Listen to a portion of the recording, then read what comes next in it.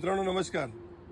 जागृत देवस्थान शोधण्यापेक्षा जागरूक नागरिक बनावं, कारण का सध्या ती काळाची गरज आहे.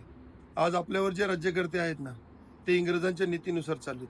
तोडा फोडा आणि राज्य करा बस. आणि आपण त्यांच्या प्रत्येक भूलथापाला बळी पडतो. तुम्ही एक गोष्ट लक्षात घ्या, महागाई महागाई म्हणजे नेमकं काय? पेट्रोल, डिझेल, खाण्याचे पदार्थ महाग झाले म्हणून महागाई नाहीये. तर सगळ्यात महाग झाले शिक्षण आणि आरोग्य. तुम्हाला माहिती आहे, आज सामान्य माणूस 10 ते 15 वर्ष थोडे थोडे करून पैसे जमवतो. 8 लाख जमवून, 10 लाख जमवून, 15 लाख जमवून, कोणी 5 लाख जमवून. आणि घरातला जर कोणी आजारी पडला ना, तर 8 ते 10 दिवसात तो पूर्ण कंगाल होऊन जातो. मग त्याचं भविष्य काय? त्यांनी काय करावं? त्याच्या मुलांचं शिक्षण, बाकीच्या गोष्टी तो कसं काय करणार?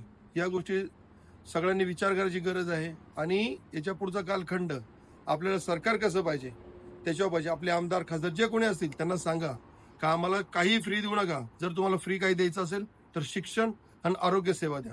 तुम्ही बघा, याच्यामध्ये खूप मोठा भ्रष्टाचार चालू आहे. मी भविष्यात याच्यावर आरोग्यावर दुसरा व्हिडिओ बनवणारच आहे. परंतु तुम्ही सगळ्यांनी या गोष्टीचा विचार करा, मी जे बोलतोय ते खरं आहे का खोटं आहे. आणि मी जे काही बोलतोय सामान्य माणसाप्रमाणे बोलतो, काही ठरवून बोलत नाही. त्याच्यामुळे माझा जर शब्दात काही बदल झाला असेल तर तो तुम्ही समजून घ्या. धन्यवाद. जय हिंद, जय महाराष्ट्र.